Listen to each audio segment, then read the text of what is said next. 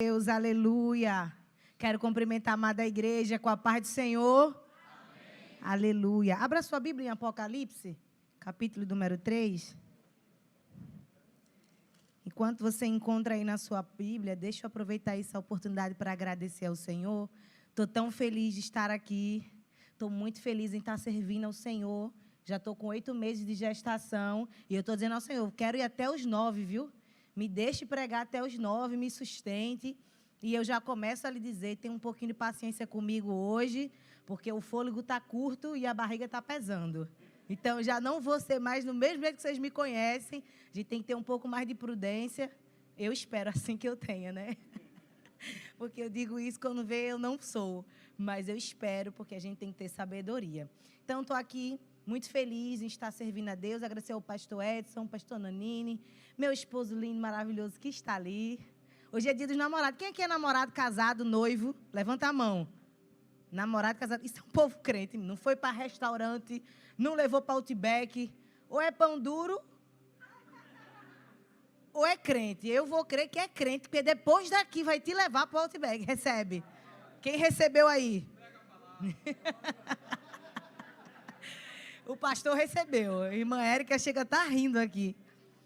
E quem não é? Levante sua mão. Quem ainda não é? Quem está esperando em Deus? Espere, viu? Não se apresse, não. Jesus vai mandar. Seja crente, porque Ele manda. Mas hoje também é o comemorado Dia do Pastor. E esse texto o Senhor me direcionou como uma palavra também profética direcionada para essa igreja. Fique de pé em nome de Jesus. Vamos ler? A gente vai ler Apocalipse, capítulo 3, a partir do versículo 7. A 6ª carta à igreja de Filadélfia.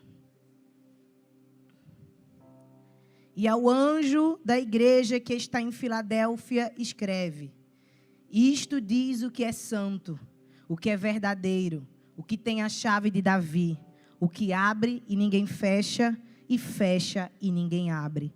Eu sei as tuas obras, eis que diante de ti pus uma porta aberta e ninguém a pode fechar.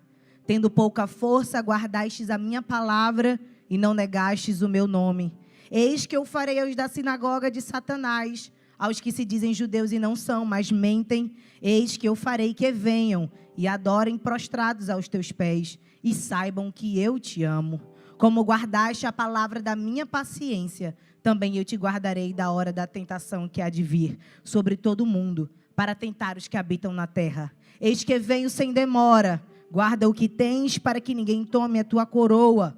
A quem vencer, eu farei coluna no templo do meu Deus, e dele nunca sairá. Escreverei sobre ele o nome do meu Deus e o nome da cidade do meu Deus, a nova Jerusalém que desce do céu, do meu Deus, e também o meu novo nome. Quem tem ouvidos, ouça o que o Espírito Santo diz às igrejas. Vamos orar? Aleluia! Senhor, meu Pai, nós te glorificamos por este dia, te glorificamos por estarmos aqui cultuando, entregando a Ti o nosso melhor, Pai. Em nome de Jesus, eu quero te apresentar a esta palavra, te apresentar os pastores dessa igreja, os nossos pastores, os nossos líderes, que o Senhor, Pai, comissionou, tem sustentado, e te pedimos que fortaleça, que o Senhor venha estender as suas tendas, alargar as suas tendas. Pai, nós queremos neste momento ministrar bênçãos sem medidas, sejam elas espirituais ou materiais. Nós cremos que o Senhor é aquele que provê as bênçãos espirituais e as bênçãos materiais. Aqui está a tua igreja, o teu povo, escolhido teu, para estar na tua casa. Senhor, em nome de Jesus, fala conosco, fala como te apraz, fala como o Senhor quiser falar, mas que seja feita somente a tua vontade. Teu é o querer e teu é o efetuar, porque nós não temos e não podemos nada, mas o Senhor pode todas as coisas. O Senhor é aquele que faz, é o Senhor quem opera. Neste momento, Senhor, nós clamamos pelo teu Espírito Santo, para que ministre ao nosso coração, que essa palavra edifique a nossa alma, transforme a nossa vida, e que sejamos bênção para outros, Senhor, em nome de Jesus. Pai, aqueles que chegaram com pouca força, fortalece. E vem ministrando portas abertas do teu evangelho, portas abertas do teu querer, portas inimagináveis para a glória do teu nome, Jesus. É isso que nós oramos. É isso que nós pedimos e te agradecemos. Quem concorda, diga amém. Sente dando glória. Aleluia. Glória a Deus. Meus irmãos, o texto que a gente acaba de ler é um texto que, dentre as cartas escritas às igrejas da Ásia, é uma das mais conhecidas em seu contexto, porque todo mundo gosta de falar de porta e portas abertas. Mas antes de entrar nesse contexto, eu preciso trazer um breve panorama para que você entenda exatamente aquilo que o Espírito Santo quer ministrar ao nosso coração nessa noite. Eu preciso que a gente entenda, primeiramente, que Deus, ele não é um bicho de 7 cabeças, que literalmente tem no livro de Apocalipse, mas ele é um Senhor, Deus Todo-Poderoso, que anseia em se revelar ao seu povo. Desde Gênesis a Apocalipse, a gente vê Deus se revelando.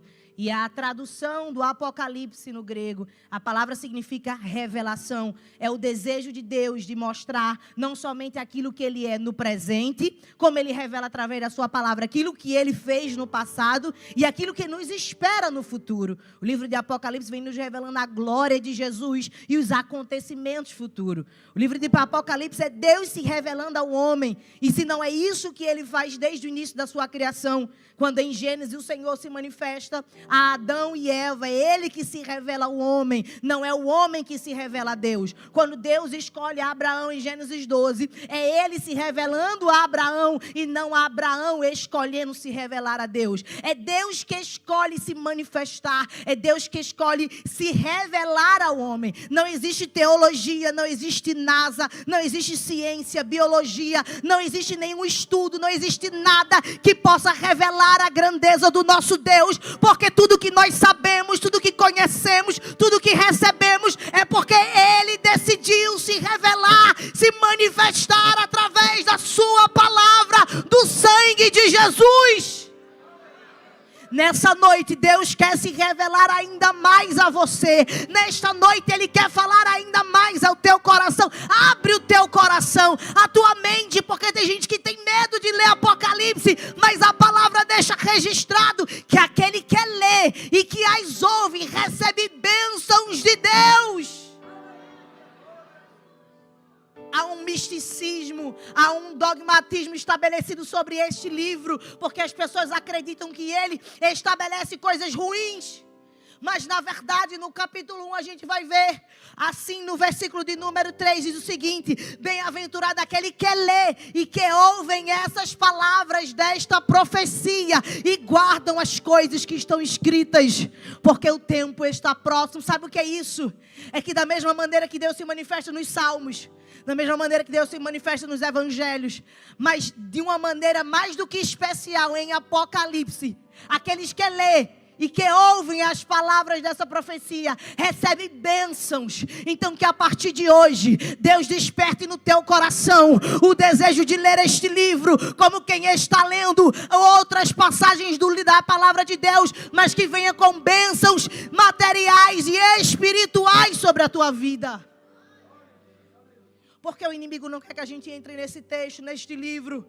Porque quanto mais a gente sabe da certeza da vitória do povo de Deus, mais a gente se fortalece. Então, para ele, mais vale a gente saber das tribulações, dos problemas, dos noticiários, das dificuldades, do que a gente ter a certeza da vitória. Apocalipse capítulo 2 deixa registrado que o sangue de Jesus garante livramento, proteção e vitória. Apocalipse traz para nós o resultado de toda a obra perfeita de Deus. Ele traz para nós a grandeza de Deus. Preste atenção, porque ele começa falando como essa revelação vai acontecer através de João, na ilha de Patmos. Depois esse livro vai trazendo a direção do Cristo glorificado às 7 igrejas da Ásia. Depois ele vai trazendo a ascensão do mal e o governo do anticristo. Depois ele traz o triunfo do reino de Jesus. E ele traz as bodas do Cordeiro, o juízo, a nova Jerusalém e a promessa de que Jesus vai voltar para reinar e estar com a sua igreja. Então é um livro que revela a vitória do povo de Deus. É um livro que revela a vitória de Deus sobre o mal. É um livro que revela que eu e você não teremos mais dor, mais sofrimento e nem mais lamento. A gente vai estar lá dizendo que Ele é santo, que Ele é santo, que Ele é poderoso, que Ele é fiel. O autor deste livro, João, apóstolo, discípulo amado, também conhecido como discípulo do trovão, aquele que tinha um temperamento forte. O Evangelho de Marcos traz uma narrativa da sua vida com Jesus. E começa dizendo no capítulo 1, versículo 19, que Jesus o comissiona, Jesus o chama. E chama ele estava na sua profissão, ele estava na sua vida natural. Ele estava pescando peixes. Jesus, quando chama, fala para ele, junto com seu irmão Tiago, para que abandonasse a rede dos peixes e assumisse a rede espiritual para pescar almas ao reino de Deus. E a gente vai ver que esse discípulo se dedica muito a estar na intimidade, no círculo mais secreto de Jesus. A gente vai olhando no decorrer do Evangelho, Marcos capítulo 5, que no momento em que a filha de Jairo vai falecer, Jesus chama aqueles que são mais próximos, Pedro, Tiago e João. João vai estar sempre contemplando, vai estar sempre em momentos de intimidade, de revelações que Jesus faz, de obras que Jesus faz, que outro não faria. Ele está vendo e contemplando de perto experiências espirituais, experiências com Jesus que outros não têm, porque ele tinha o desejo de se aproximar de Jesus. Aqueles que mais querem se aproximar, mais recebem revelações de Deus. Aqueles que mais querem estar próximo, mais o Senhor se revela. Então não é diferenciação de Deus de um para outro. Aqui não está o Deus que se revela mais para um do que mais para outro. O segredo está no indivíduo buscar a Deus de uma maneira mais intensa. Deus deseja se revelar a cada um de maneira proporcional. Mas a pergunta é, a mesma maneira que o irmão do teu lado se dedica ao chamado, se dedica à palavra, à intimidade com Deus, é a mesma maneira que você? Por isso que existe às vezes alguns comparativos, e isso é terrível. Porque quanto mais você se compara com alguém, mais você se acha inferior e menos você busca relacionamento com Deus. A gente vai vendo que o apóstolo João não fica só aí. No capítulo de número 9, no Monte da Transfiguração, Pedro, Tiago e João estão ali e vão ver uma visão que ninguém mais viu.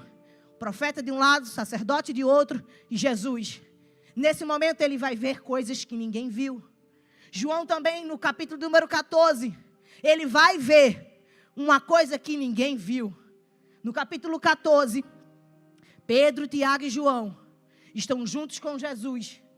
E naquele momento, a gente percebe que mais uma vez, Deus se revela, Deus mostra para aqueles que estão perto dele. Então, independente da circunstância, independente de quem somos, do gabarito, da cor do cabelo, da naturalidade, independente da família, do contexto geográfico, do contexto cultural que você está inserido, o que importa é você buscar a Ele, porque Ele está aberto para se revelar a você. Quanto mais você buscar, mais Ele tem prazer em te revelar. Quanto mais você buscar, mais Ele quer se apresentar. Tem gente que faz campanha de jejum, de oração de madrugada, que recebe revelações de Deus, que contando ninguém acredita. Aí passa um tempo e vai se esfriando, passa um tempo e vai se esfriando. Mas o Senhor me trouxe aqui para te dizer, há tempo de você receber ainda mais intimidade, ainda mais revelação, porque o Senhor deseja se apresentar a você. A gente vai vendo no decorrer da palavra, que João, ele vai ser injustiçado.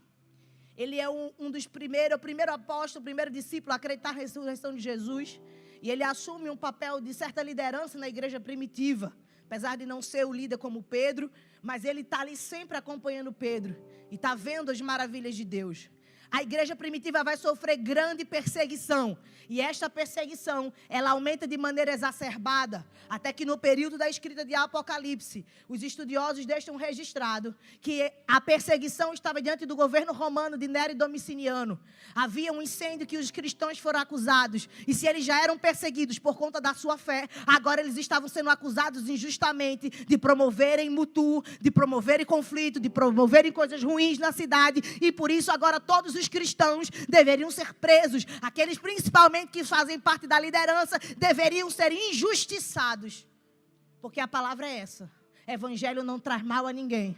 Evangelho traz bênção, traz a graça. Evangelho traz cura. Evangelho traz salvação. Evangelho traz libertação. Só que quem se incomoda com o evangelho sempre vai achar que traz algum prejuízo. A gente precisa ter a mente aberta, porque não é de hoje que governos se levantam contra aqueles que fazem o bem para a humanidade. Não é de hoje que tentam calar a voz da igreja. Mas uma coisa me chama a atenção, é que a despeito daquilo que ele foi acusado, a despeito da condenação que ele recebeu, e aonde ele se encontrava, João não parou de testemunhar, João não parou de evangelizar, João não parou de fazer a obra. Estava preso, injustiçado na ilha de Patmos, mas ele continuava servindo, ele continuava adorando, ele continuava escrevendo, ele continuava fazendo a obra de Deus. E você aí, porque recebeu uma palavra ofensiva, porque ninguém reconheceu o teu trabalho no departamento, achando que está sendo injustiçado e que deve parar e largar. Mas Jesus me trouxe aqui para te dizer: continua fazendo aquilo que eu te chamei para fazer, porque eu continuo me revelando e quero te usar de maneira sobrenatural. Por que eu digo isso? Porque foi na ilha de Patmos que, dentre todas as experiências que ele teve maravilhosa com Jesus, essas únicas que quase ninguém teve, ele vai ter uma que ninguém teve.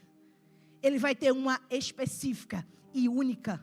E eu posso garantir que de todas as provas que ele passou, ser aprisionado em uma ilha que ficava a 80 quilômetros de um continente, uma ilha que só tinha 16 quilômetros de extensão e 10 quilômetros de largura, uma ilha vulcânica, uma ilha rochosa, uma ilha com outros criminosos. Esta ilha, com certeza, era mais difícil do que estar em outras provas. No momento de maior dificuldade do apóstolo João, no maior tempo de sofrimento, no maior momento que ele poderia dizer assim: agora é hora de parar, agora é hora de retroceder, eu não quero contato com esse Deus, porque eu fiz tudo e ele me abandonou. Ele vai estar lá, naquele lugar, e vai receber uma revelação que ninguém recebeu. No momento de maior dificuldade da sua vida, não é o momento que Deus mais se afasta, é o momento que Ele mais se aproxima. No momento de maior dificuldade, no momento de maior perseguição, no momento de maior calúnia, no momento que você pensa em parar, pensa em desistir, pensa em deixar de lado aquilo que Ele te entregou, Ele está dizendo: é no momento que eu estou mais próximo, é o momento que eu estou mais perto, é no momento que eu mais te abraço, é no momento que eu mais falo contigo. E para você ter noção, a potência da revelação que ele recebe é direcionada às 7 igrejas da Ásia, igrejas referências de forma contemporânea, mas de forma histórica alcança a minha, você até hoje, e de forma futura alcança a igreja de uma forma global. Ele vai ser utilizado em uma palavra, no momento de maior sofrimento, para alcançar o maior público. O maior sofrimento promove a maior expansão do que Deus te entregou. No momento que você acha que não sai mais nada, não tem mais nada, aonde não tem como espremer, não sai mais uma gota de sangue, é neste momento que Deus vai pegar você, vai pegar a promessa que Ele te deu, o chamado que Ele te deu, e vai trazer uma expansão, vai trazer um crescimento. É debaixo da dor? É, mas é na dor que Ele promove o crescimento. É igual clara de ovo, quanto mais bate, mais cresce. Oh, aleluia!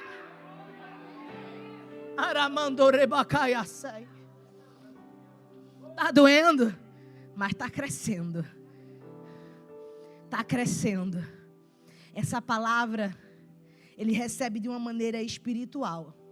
Assim como Ezequiel no vale de ossos secos, a gente vai vendo que ele recebe em espírito. Porque contemplar uma revelação como essa em corpo natural, é impossível. A gente não consegue absorver e administrar uma revelação dessa. Por isso o Senhor, o Cristo glorificado, através do seu anjo, envia essa revelação para João na ilha de Patmos. E quando ele envia essa revelação, ele é levado em espírito. Perceba que as melhores coisas que Deus tem para nos revelar não estão pautadas no ambiente físico, mas estão estabelecidas no ambiente espiritual. Deus quer te elevar de nível, e porque Ele quer te elevar de nível, você está passando por alguns apertos, mas este aperto está promovendo o teu crescimento. Ele quer te elevar de nível. Levanta a sua mão para receber. Deus, Ele quer te elevar de nível, nem que para isso você seja esmagado, mas você vai ser curado, você vai ser tratado, edificado e vai viver o que você nunca viveu.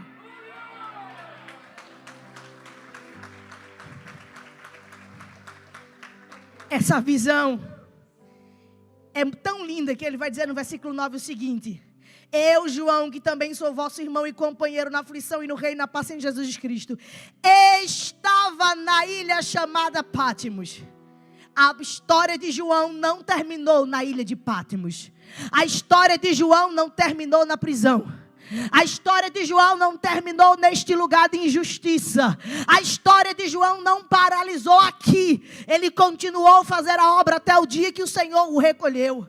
Mas escute, você está pensando que vai ficar nesse processo para sempre, mas Deus só está te usando neste momento para elevar de nível você de campo espiritual, expandir aquilo que Ele tem contigo, para que Ele te retire dessa situação.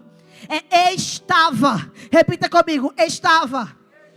Diga, eu estava na ilha de Patmos. Será que você pode ser profeta? Diga, eu estava. Eu estava. Eu estava. Ele escrevendo para que o mensageiro levasse às igrejas, dizendo, eu estava. Passado. Porque a prova não dura para sempre. Haverá bonança, haverá bênção, haverá o tempo de refrigério, o tempo de descanso. Aí você diz, para que ser crente? Só sofre. E Jeová me trouxe aqui. O sofrimento promove o teu crescimento, e no tempo certo Ele é responsável em tirar você da ilha. Tem gente que está na ilha do isolamento, da depressão, da ansiedade. Tem gente que está na ilha do que não querer fazer mais. Está na ilha, mas o Senhor está dizendo, é na ilha que eu quero te usar. Então deixa de querer largar e começa a receber de Deus encorajamento. Porque a direção de Deus para as igrejas era trazer os cristãos apáticos ao avivamento e o encorajamento aos fiéis. O Senhor me trouxe aqui para te dizer, a apatia não vai mais estar na sua vida, e você está sendo encorajado hoje a receber força e continuar a obra. Porque uma coisa é certa, a perseguição não para. É nós que precisamos estar preparados para ela. Não pense que a vida do cristão é fácil. Não pense que você vai gozar de somente alegrias. Tem as honras de Deus, mas quanto mais é dado, mais é cobrado. Lucas capítulo 13 vai trazer a parábola do servo vigilante. O fim está próximo, Jesus está voltando, e a gente precisa estar cingidos os nossos lombos e as nossas candeias acesas. Sabe, eu poderia chegar aqui e trazer palavras inúmeras ao coração de vocês, mas do que me serviria trazer uma palavra de conforto, quando o Evangelho traz muito confronto? Nós precisamos crescer na graça, no conhecimento e nos preparar, porque haverão dias que a igreja não vai ser tratada como algo muito levinho, como está sendo tratado, mas no tempo certo a igreja será arrebatada. A igreja será arrebatada. Quem vai ser arrebatado já era para estar dando glória, já era para estar dando aleluia. Então a gente percebe que a visão dele é tão linda que ele vai contemplar um vislumbre do que é Jesus, um vislumbre do que é o Cristo glorificado. Quando ele recebe essa visão, ele vai escrever e ele vai dizer, eu vi como um filho do homem no meio dos 7 castiçais. Os 7 castiçais representavam as 7 igrejas da Ásia. E ele via um como um filho do homem no meio. As igrejas da Ásia, tanto grande como pequena, tanto alguém que tinha boas obras ou que não tinha. Mas ele está dizendo, eu estou no meio da igreja. Eu estou no meio do meu povo. Eu estou no controle da igreja. Eu estou no controle da sua vida. Eu estou no controle da tua casa. Eu estou no controle das tuas finanças. Eu estou no meio da tua saúde. Eu estou no meio.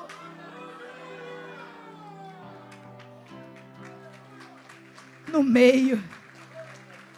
João tem uma visão do Cristo que nunca abandonou. Estava morto, mas hoje vive para todo sempre. E a visão é, ele está no meio. A visão é, ele está aqui. É você aqui na igreja e ele é o Espírito do Senhor, está aqui. Poderia dizer assim, tem ouro caindo, tem porta se abrindo. Mas a maior alegria da nossa vida é saber que Ele está aqui. Ele está no meio. E Ele começa a dizer, como o filho de um homem. Ele usa essa palavra como para trazer uma noção do que Ele está vendo. E não tem como revelar Ele a tamanha da grandeza dEle. E Ele diz, Ele tinha seus cabelos brancos, alvos como a neve, como a lã branca. Os seus olhos eram como chama de fogo. Suas vestes compridas e cingidas pelo peito com um cinto de ouro. Os seus calçados eram como latão reluzentes refornados numa fornalha. Ele tinha sua voz como a voz de muitas águas. Na sua destra havia as 7 estrelas. E o seu rosto brilhava como o sol na sua força. Você consegue olhar para o sol de pleno meio-dia? Você consegue contemplar o sol em pleno meio-dia? Você não consegue. Ele está dizendo assim, como não consegue olhar para o sol na sua força, não tem como eu discriminar a grandeza do que eu estou vendo. A gente precisa voltar a essa intimidade, essa comunhão, de ter revelações e contemplar a grandeza de Deus. Nós precisamos disso. E aí ele vai dizer, na sua destra, a mão de força da maioria da população é a mão direita. Quando se fala biblicamente da destra, fala de força, fala daquilo que sustenta, aquilo que é o fundamento, aquilo que está dando estrutura, embasamento. E ele diz assim, está as 7 estrelas. E o que são as 7 estrelas? São os 7 anjos que as cartas estão sendo enviadas, os líderes das igrejas. Estou chegando onde a gente leu em Apocalipse capítulo 3. Eu preciso que você entenda tudo isso, para que você não se perca no que a gente vai falar. Quando ele está direcionando as 7 igrejas da Ásia, há alguém que vai receber essa carta. E esse alguém é o líder da igreja. No grego, a palavra anjo também pode significar um guardião, um anjo, um guardião que é dado pelo Senhor para proteger a igreja no campo espiritual. Mas de uma maneira geral, é enviada uma liderança ao pastor, ao bispo da igreja, como eram chamados. Eu preciso que você entenda que quando a gente não tem um cargo eclesiástico como o pastor Edson, ou os pastores que estão aqui presentes, Deus nos estabeleceu também uma liderança, seja dentro da tua casa, dentro da tua família, aquilo que Deus te confiou. Eu não estou aqui mudando o contexto da palavra, mas eu estou aplicando para que você entenda que esta carta também é direcionada ao teu coração, é direcionada ao líder da igreja, mas também a todo aquele que recebe a incumbência de uma grande obra. Escute, ao anjo da igreja que está em Filadélfia. Filadélfia ficava entre uma fronteira, uma igreja pequena, uma igreja de pouca força, de pouca influência política e econômica. Financeiramente ela não tinha toda a estrutura. E se alguém olha para mim, para você, e olhar a nossa realidade, vai dizer, não tem muita influência política, não tem força econômica, não tem dinheiro. Essa mulher, essa pessoa, esse líder, ele é pequeno demais. Mas dentre todas as outras igrejas, o seu tamanho não revela nenhum significado, mas é a sua conduta que revela a sua grandeza. Veja, a igreja de Éfeso, que é direcionada a uma das cartas, uma igreja grande, reconhecida, conhecida, de potência. E o intuito do envio às igrejas era trazer elogio àquilo que era de qualidade, advertência para aquilo que era de defeito, e um auxílio, um conselho para que fosse consertado. Veja a diferença entre essas duas igrejas. A igreja de Éfeso recebe o conselho de Deus dizendo: as suas boas obras é um elogio que eu tenho a fazer, Éfeso. Você tem excelentes boas obras. Mas eu preciso advertir que você se afastou do primeiro amor. E eu preciso agora te aconselhar: retorne ao primeiro amor. Veja, era grande, sim ou não? Era grande, sim ou não? Tinha boas obras, sim ou não? Tinha defeito, sim ou não? O tamanho daquilo que Deus nos dá não é parâmetro para aquilo que nós somos. Tem gente que tem muito, mas se afastou do primeiro amor. Tem gente que aparentemente tem muito poder econômico, muita estrutura, muito seguidor, muitas agendas, muito dinheiro, muito isso, muito aquilo, mas se afastou do primeiro amor. Porque tamanho não vai determinar quem somos, mas é a nossa conduta, independente do tamanho, que revela Deus na nossa vida. E a igreja de Filadélfia, pequena. E qual é o elogio que Deus vai fazer para essa igreja? Você é fiel. Você guardou a minha palavra. Você é fiel mesmo em meio à dificuldade. Qual é a advertência que Deus vai fazer para essa pequena igreja? Nenhuma. Você não vai encontrar nesta igreja Deus dizendo: se afastou do primeiro amor, adulterou, se prostituiu. Não vai ver Deus alertando essa igreja em nenhum erro que ela tenha cometido. Então me responda uma coisa: mais vale ter tamanho, estrutura, aparência, ou mais vale ter uma boa conduta diante de Deus? Tem gente querendo ser grande, mas se perdendo no meio do caminho. Melhor é você ser pequeno, porque é Ele quem abre a porta, é Ele quem fecha a porta, é Ele quem faz e é Ele quem desfaz. Tenha uma boa conduta e você vai viver o que nunca viveu. Se é para bater, bate com força, irmão, em nome de Jesus. Veja, não tinha nenhum defeito. E qual é o conselho que Deus dá a essa igreja? O conselho é resistência. Eu vou te guardar no dia mau, mas resista. Guarda o que tens para que ninguém tome a tua coroa. Resistência é o que a igreja precisa. Resistência contra as astutas ciladas do inimigo. Efésios 6 diz: resista. A carta de Tiago: resista ao diabo e ele fugirá de vós. A igreja precisa resistir. A resistência manterá você de pé. A resistência manterá a sua casa de pé. A resistência vai manter o teu casamento. A resistência vai manter a tua fé. Não é mais dinheiro, não é mais portas, não é mais isso e nem é mais aquilo. É manter uma boa conduta, ser fiel a Deus e resistir às astutas ciladas do inimigo. Aí a gente entra nessa carta e ela vai dizendo o seguinte: aquele que tem a chave de Davi, o que abre e ninguém fecha, e fecha e ninguém abre. Repita comigo: o que abre e ninguém fecha, e fecha e ninguém abre. O que isso significa? Que aquilo que ele fala está falado. Se o Senhor determinou, quem pôs o invalidará. Se sua mão estendida está, quem a fará voltar atrás? Sabe o que é isso? Igreja de Filadélfia, igreja pequena, mas foi Deus quem abriu. Eu e você, pequena, literalmente eu, pequena, você figurado. Pastor Edson, literalmente grande. Do tamanho, viu, pastor? É do tamanho. Figurado, eu também sou grande, em nome de Jesus, na graça. Mas entenda, igreja pequena. E essa igreja sendo pequena, recebe uma palavra de encorajamento, dizendo, o que abre, ninguém fecha. E aquele que fecha, ninguém abre. Era Deus dizendo assim, Filadélfia.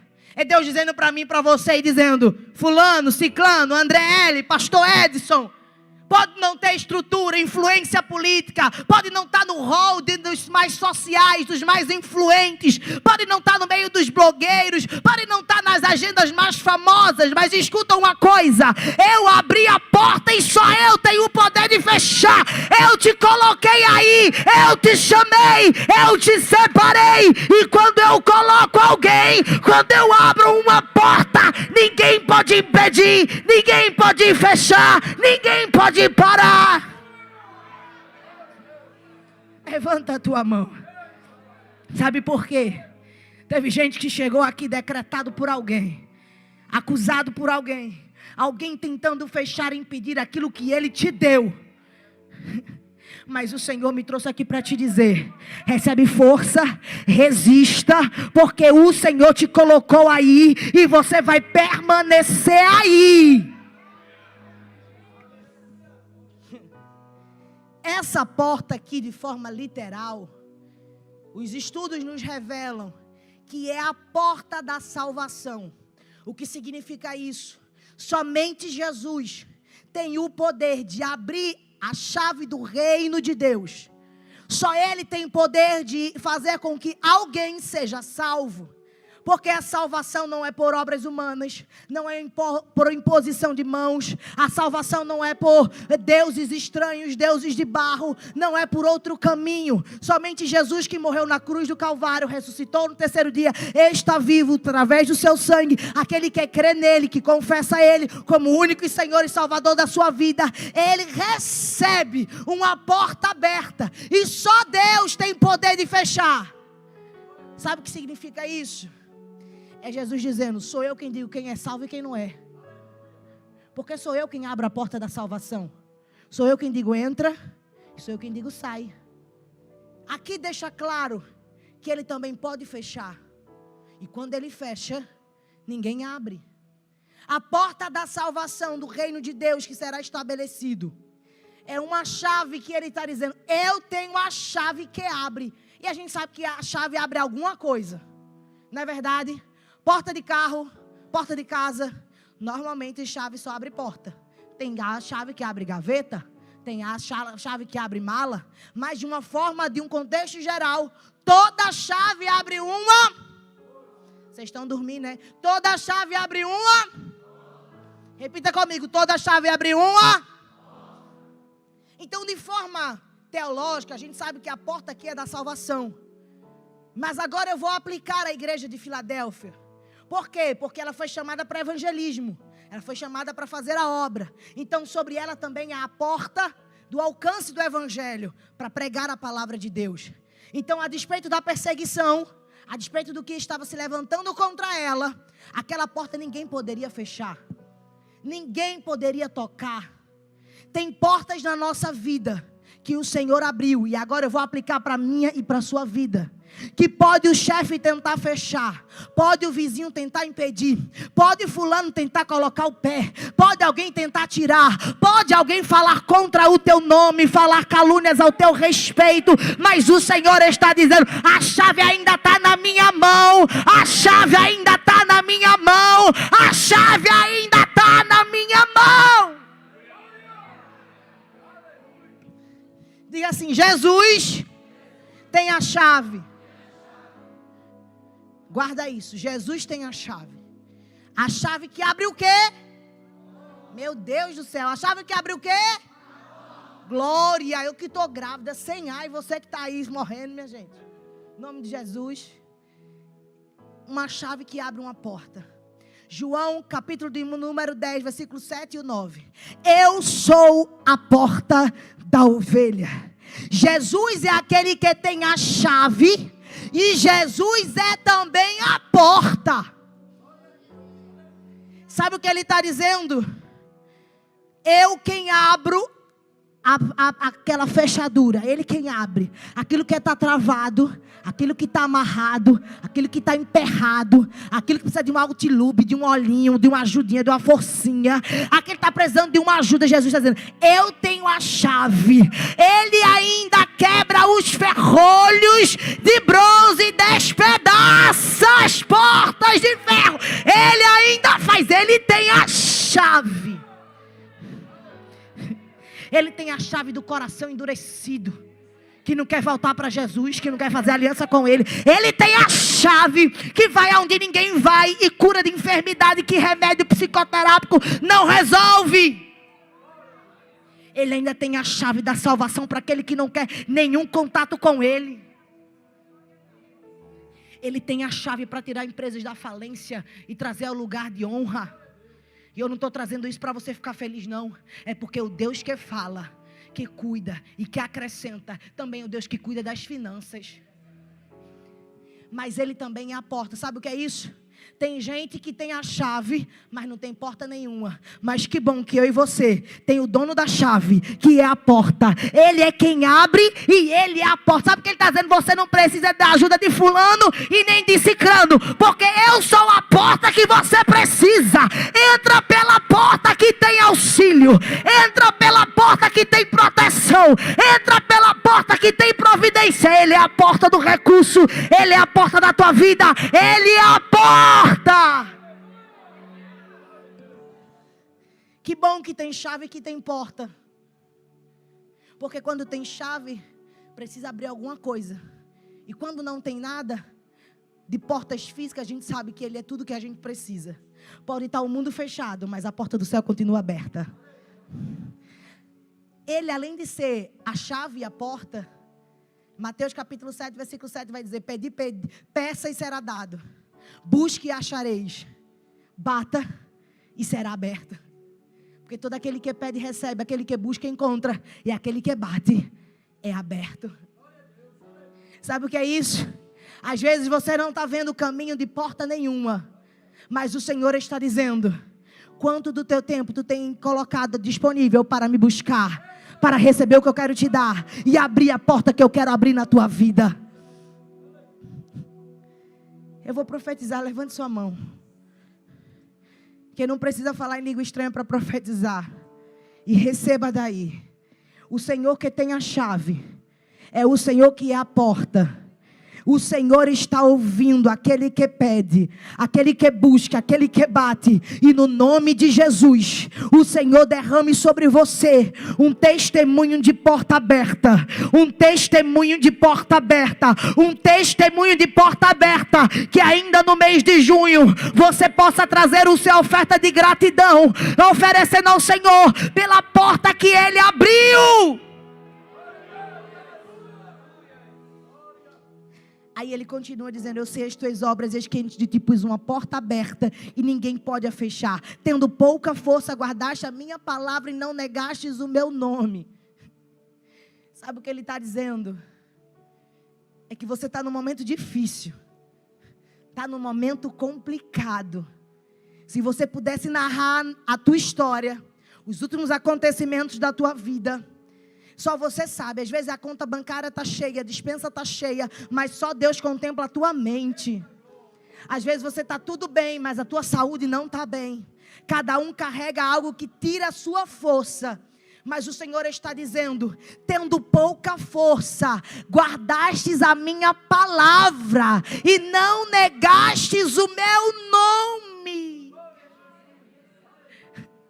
No momento de maior dificuldade, tendo pouca força, continuasse fiel. No momento de maior dificuldade, de pouca força, não negastes que eu sou teu Deus. Sabe o que é isso? É uma fé que não está embasada nas coisas da terra, mas está alicerçada nas coisas espirituais. Que bom que eu estou diante de uma igreja que é como Filadélfia, que continua mesmo com pouca força, fiel à palavra de Deus e não nega o seu nome. Lá naquele trabalho, não nega o nome dele não. Continua fiel. Sabe por quê? Ele acabou de dizer, por conta da tua conduta, a porta que eu abri ninguém fecha. A tua conduta diante do evangelho, diante de Deus, mantém a porta aberta, sustenta o teu ministério, sustenta a tua casa. E ele continua dizendo, eis que eu farei a sinagoga de Satanás, que dizem que são judeus e não são, mas mentem. Eis que eu farei que venham e adorem prostrados aos teus pés e saibam que eu te amo. Sabe o que significa isso? Havia os detentores da lei, aqueles que poderiam, que se achavam no direito de dizer quem era salvo e quem não era. Se achavam no direito de decretar o destino da alma de alguém. Eles se diziam judeus, mas não eram, porque os verdadeiros judeus se convencem da palavra verdadeira do Messias. Os verdadeiros judeus entendiam o que era a lei, o princípio da lei. Então aqueles que diziam que eram, mas não eram, eles mentiam, eles só tinham a aparência. É gente que parece que é e fala coisas para tentar diminuir a tua fé, para tentar diminuir o teu serviço, para tentar diminuir aquilo que você tem com Deus. É os detentores da salvação. Jesus está dizendo, eu sou quem digo quem é salvo e quem não é. Não é roupa, não é palavreado, porque é gente que fala problema e que fala problema e fala problema. Não é quem fala bonito que vai ser salvo, é quem Deus conhece a conduta. Não é quem está cheio de ouro que vai ser salvo, é quem Deus conhece a conduta. Não é tamanho que vai determinar a salvação, é Deus. Ele está dizendo aqui, aqueles que julgam a tua vida, julgam a tua história, julgam o teu destino, julgam o teu chamado, julgam o teu ministério, dizem que você é o que você não é, vai ter que contemplar que eu sou na sua vida. Vão ter que ver, reconhecer que eu sou Deus na tua história, que a despeito do teu cenário, a tua conduta vai revelar que eu te amo. É gente que chegou aqui e não volta para Jesus por conta do que alguém falou. Os detentores da salvação, da religiosidade. É gente que está aqui e não quer aceitar Jesus por conta da religiosidade e não quer vir para Jesus por conta do que alguém falou que você tinha que ser ou fazer. Fica com o que a palavra diz que você tem que ser ou fazer. Fica com Jesus, porque Ele muda o teu ser e Ele muda o teu fazer.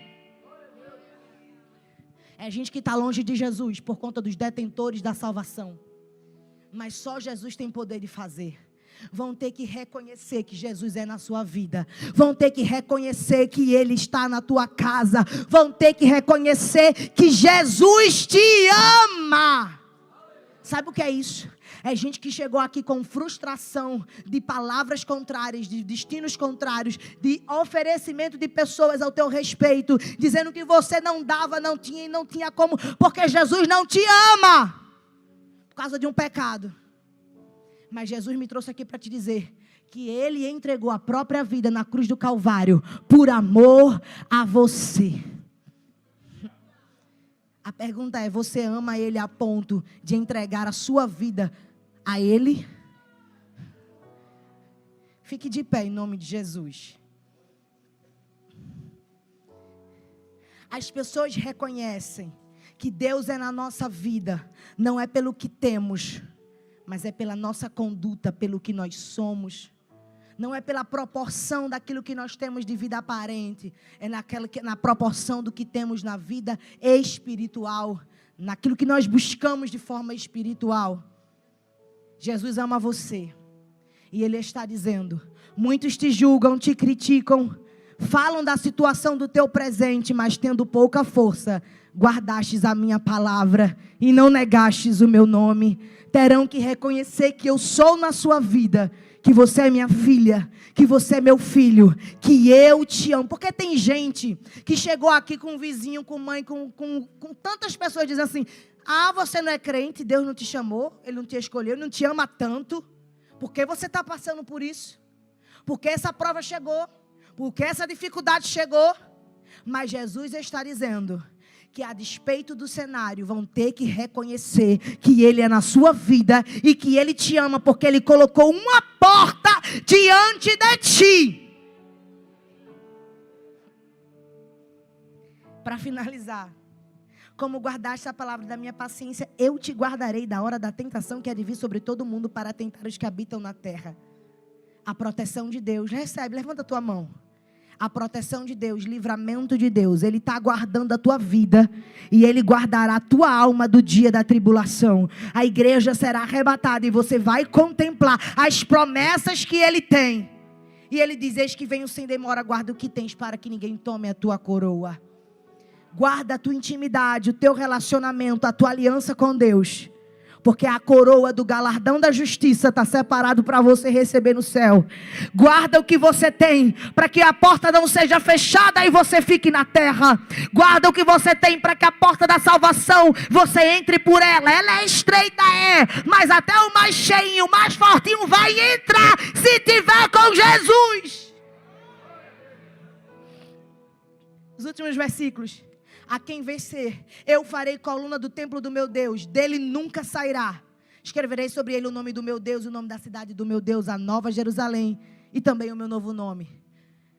Na Nova Jerusalém, o templo não existe, o templo é o próprio Deus. Como é que a gente pode ser coluna de algo que não tem templo? É a forma de João trazer para nós a participação do reino de Deus.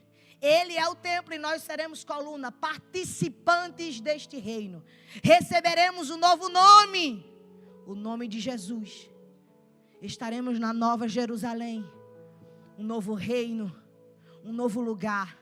Se você não tem sede e fome de morar neste lugar, hoje é o dia que o Senhor separou para te dizer: existe sim arrebatamento, existe sim vida eterna, existe sim um novo lugar, o estabelecimento do reino na terra, o reino do Messias, o reino do nosso Deus. Há sim uma vida em abundância diante da presença de Deus, que não é com chocolate, fast food e pizza, não é com feijoada, não é com dinheiro, mas é com a presença dEle, é a presença dEle.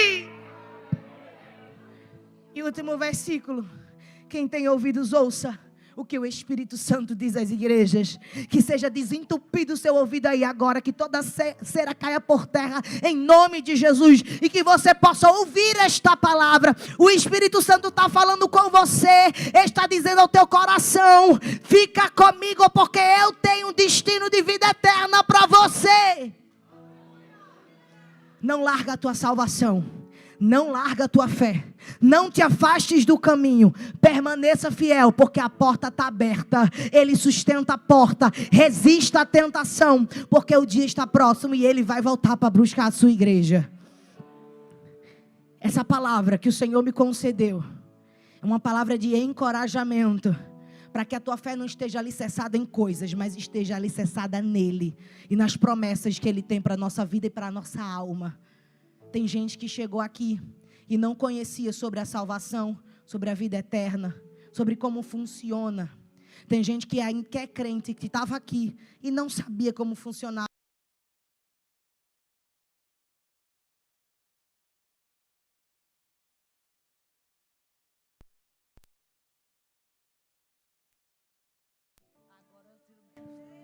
Oh, glória. Antigamente puxava o paletó, agora tira o microfone. Oh, Deus. Estou acabando, estou no tempo, pastor. Estou dormindo. Estou orando, estou 2 minutos. Tem gente que chegou aqui e precisava ouvir essa palavra. Por quê? Porque só você sabe como está para sustentar a sua fé na realidade que você vive. Mas sendo tão pequeno, Jesus não te abandona. Ele está contigo. Ele vai te ajudar. Ele vai te fortalecer. Mas chegou gente aqui que não tem aliança com Jesus e precisa conhecer esse Deus que dá força, que dá salvação. Não é sobre religião, não é sobre aparência, é sobre um coração contrito, arrependido e desejoso de confessar Ele como Senhor e Salvador da sua alma. Tem alguém aqui que deseja voltar para Jesus? Tem alguém aqui que deseja fazer uma aliança com Jesus, sabendo que é Ele quem tem poder de abrir e fechar, é Ele que tem poder de salvar. Alguém disse que você nunca prestaria para nada, mas Ele disse: eu tenho o poder para trazer à sua vida a mudança, porque eu te amo.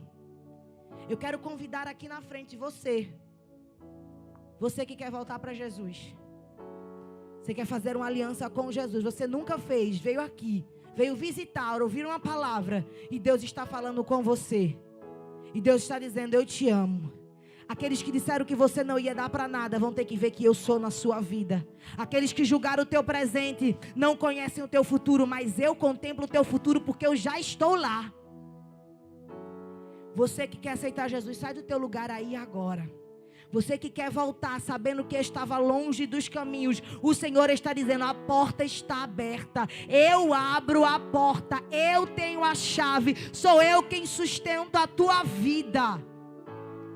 Igreja, interceda. Eu tenho que entregar o microfone, mas queremos orar pela sua vida. Sai do teu lugar, você que quer fazer uma aliança com Jesus. Ele limpa, purifica, perdoa, muda a história, salva a tua alma. Ele te ama. Não tenha medo, não se julgue, não se condene. Tem gente que tem medo de pecar de novo, de se afastar de novo. Não. Hoje é dia da graça de Jesus sobre a tua vida. De você saber que Ele te perdoa, que Ele te lava, que Ele te limpa, te purifica. Sai do teu lugar. Cadê você? Cadê você? Vem. Vem. Jesus marcou este dia para você voltar.